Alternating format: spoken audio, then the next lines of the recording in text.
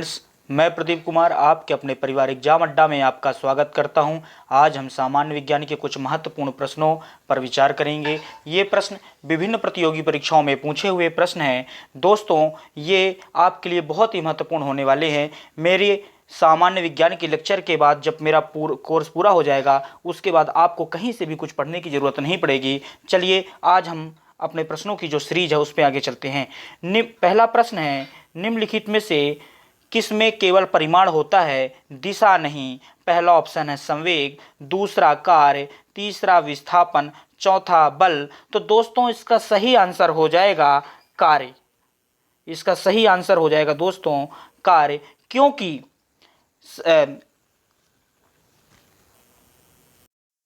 भौतिक राशियां दो प्रकार की होती हैं। एक तो होती हैं सदिश राशि, ऐसी राशि जिनको व्यक्त करने के लिए परिमाण और दिशा दोनों की आवश्यकता होती है।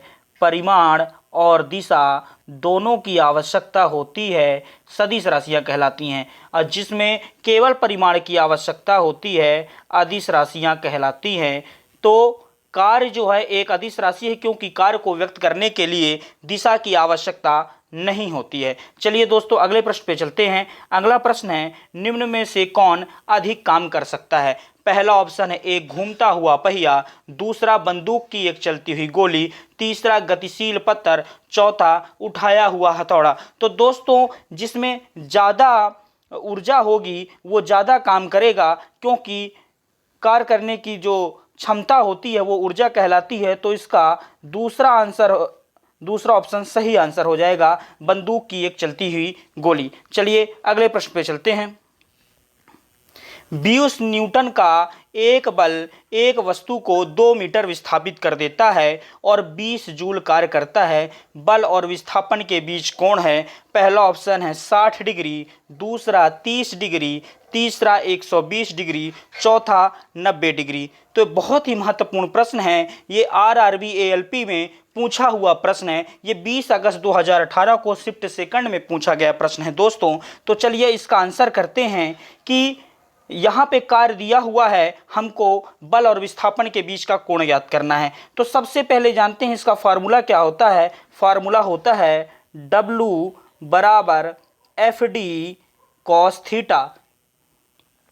W बराबर कार्य, F बराबर फोर्स बल, D बराबर होता है विस्थापन डिस्प्लेसमेंट, और ये थीटा कोण हो जाएगा। तो कार्य कितना दिया है दोस्तों, 20 जूल दिया हुआ है, तो यहाँ पे 20 लिख देंगे। बल कितना दिया हुआ है, बल दिया है दोस्तों 20 न्यूटन का, तो यहाँ पे 20 लिख देंगे। और विस्थापन कितना दिया है दोस्तों, 2 मीटर, तो 2 और ये हो जाएगा cos थीटा। इस 20 से ये 20 कैंसिल हो जाएगा, तो यहाँ पे बचेगा 1। ये 2 बराबर की साइड आएगा तो बटे में हो जाएगा 1/2 बराबर cos थीटा। तो दोस्तों, cos थीटा में 1/2 किसका मान होता है, 60 डिग्री का मान होता है। तो इसका सही आंसर हो जाएगा 60 डिग्री। ऑप्शन नंबर पहला इसका सही हो जाएगा। चलिए अगले प्रश्न पे चलते हैं। जब कोई वस्तु बल की दिशा में 1 मीटर दूरी पर 1 न्यूटन के बल द्वारा चलती है तो किए गए कार्य की मात्रा कितनी है? पहला ऑप्शन है 10 जूल, दूसरा 100 जूल, तीसरा 0.01 जूल और चौथा 1 जूल। तो दोस्तों, कार्य बराबर क्या होता है, बल गुणे बल की दिशा में विस्थापन होता है। तो F इंटू डी, जैसे हमने बताया W बराबर F इंटू डी। तो F कितना दिया है, दिया हुआ है आपका 1, और दूरी कितनी दी हुई है 1 मीटर, तो बराबर कितना हो जाएगा 1 जूल। कार्य की SI पद्धति में इकाई क्या होती है, जूल होती है। चलिए दोस्तों अगले प्रश्न पे चलते हैं। एक वस्तु पर बल लगाने के बावजूद भी किया गया कार्य शून्य होगा यदि उसका विस्थापन निम्नलिखित में से हो। पहला ऑप्शन है ऋणात्मक, दूसरा धनात्मक, तीसरा उदासीन, चौथा शून्य। तो इसका सही आंसर हो जाएगा दोस्तों शून्य। क्या हो जाएगा, शून्य हो जाएगा, क्योंकि कार्य बराबर बल गुणे विस्थापन। तो बल मान लीजिए एक भी लग गया, बल मान लीजिए 1 न्यूटन का भी लग गया, लेकिन विस्थापन यदि 0 मीटर हुआ है तो दोनों का गुणा होगा, तो कार्य आपका कितना हो जाएगा? 0। इसलिए इसका सही आंसर हो जाएगा 0। चलिए अगले प्रश्न पे चलते हैं।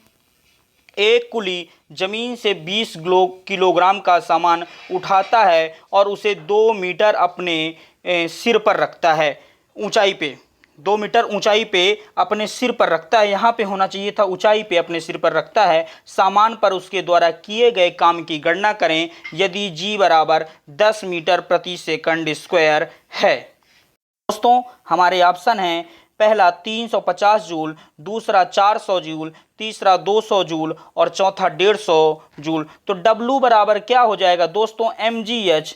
W बराबर mgh हो जाएगा, W बराबर mgh। तो m कितना दिया हुआ है दोस्तों? 20 किलोग्राम।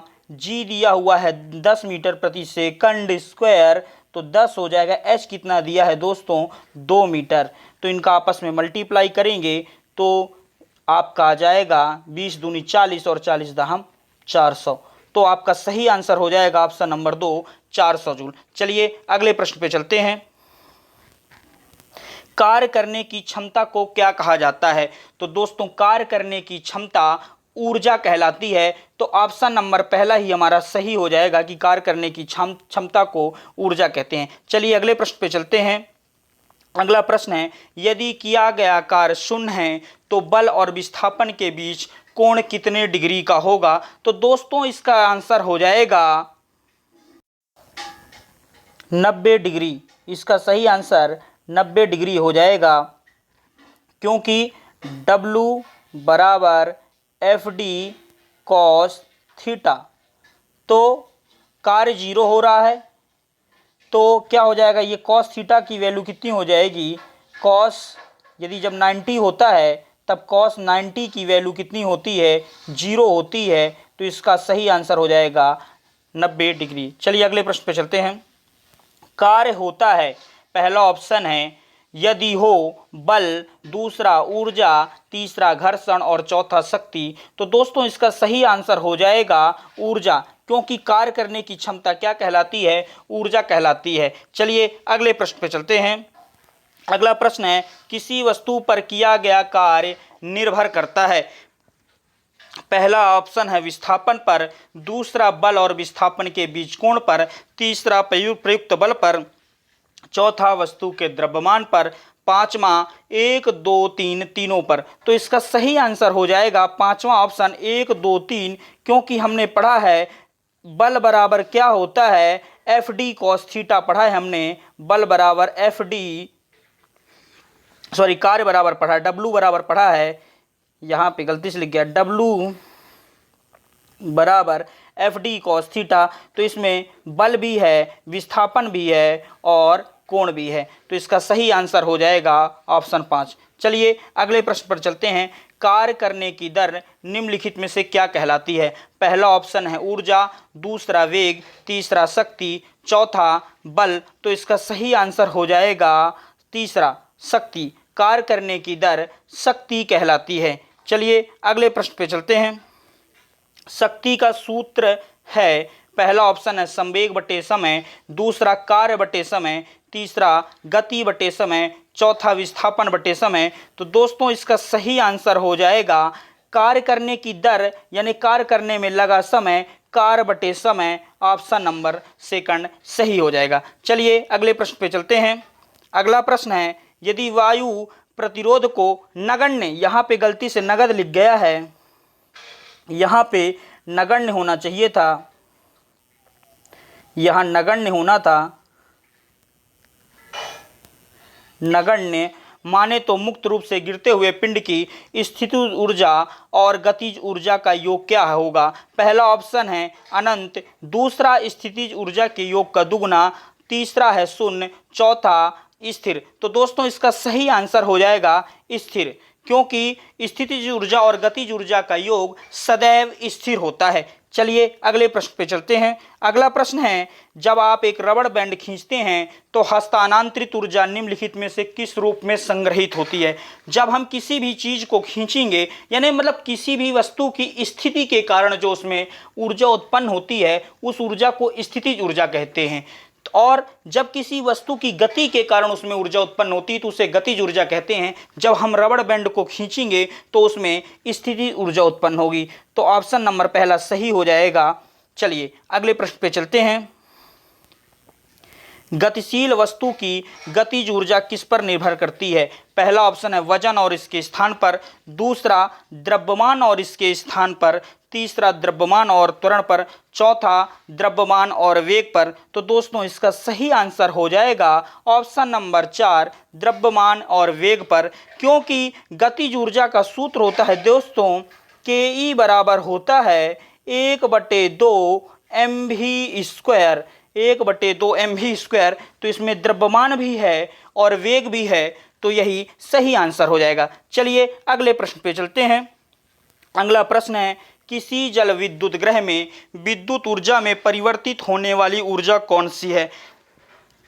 पहला ऑप्शन है यांत्रिक ऊर्जा, दूसरा स्थितिज ऊर्जा, तीसरा ऊष्मीय ऊर्जा, चौथा गतिज ऊर्जा। तो दोस्तों इसका सही आंसर हो जाएगा स्थितिज ऊर्जा। क्योंकि पानी दोस्तों वहां पे संचित रहता है और संचित ऊर्जा क्या कहलाई जाती है, स्थितिज ऊर्जा कहलाती है। चलिए अगले प्रश्न पे चलते हैं। दोस्तों यहाँ पे स्थितिज ऊर्जा संचित पानी में रहती है, लेकिन जब वो चलने लगेगी और विद्युत ऊर्जा में परिवर्तन करेगी तो इसका सही आंसर दोस्तों, गलती से हमने गलत टिक कर दिया था, गतिज ऊर्जा हो जाएगा। इसका सही ऑप्शन गतिज ऊर्जा हो जाएगा, क्योंकि पानी में गति आ जाती है और वही विद्युत ऊर्जा में परिवर्तित होने वाली ऊर्जा होती है। चलिए अगले प्रश्न पे चलते हैं, इसको आप सही कर लीजिएगा। अगले प्रश्न पे चलते हैं। इनमें से किसे ना तो बनाया जा सकता है और ना ही नष्ट किया जा सकता है। दोस्तों हम लोगों ने ऊर्जा संरक्षण का नियम पढ़ा है। ऊर्जा संरक्षण का नियम कहता है ऊर्जा को ना तो उत्पन्न किया जा सकता है और ना ही नष्ट किया जा सकता है, इसे केवल एक रूप से दूसरे रूप में परिवर्तित किया जा सकता है। तो दोस्तों हमारा सही आंसर हो जाएगा ऊर्जा। ऊर्जा को ना तो उत्पन्न किया जा सकता है और ना ही नष्ट किया जा सकता, ऑप्शन नंबर पहला। चलिए अगले प्रश्न पे चलते हैं। अगला प्रश्न है, गुरुत्वाकर्षी स्थितिज ऊर्जा का सूत्र क्या है। पहला ऑप्शन है 1/2 mv², दूसरा mGh, तीसरा mgh स्मॉल में है, चौथा इनमें से कोई नहीं। तो तीसरा आंसर हमारा सही हो जाएगा, तीसरा ऑप्शन mgh। गुरुत्वाकर्षी स्थितिज ऊर्जा का सूत्र mgh होता है। चलिए अगले, और ये होता है गतिज ऊर्जा का 1/2 mv² हमने बताया है, ये होता है गतिज ऊर्जा का। चलिए दोस्तों अगले प्रश्न पे चलते हैं। अगला प्रश्न है, निम्नलिखित में से किस राशि का मान स्थान बदलने पर भी परिवर्तित नहीं होता है। पहला ऑप्शन है द्रव्यमान, दूसरा भार, तीसरा घर्षण के कारण बल, तो चौथा गुरुत्वाकर्षण। तो इसका सही आंसर हो जाएगा द्रव्यमान।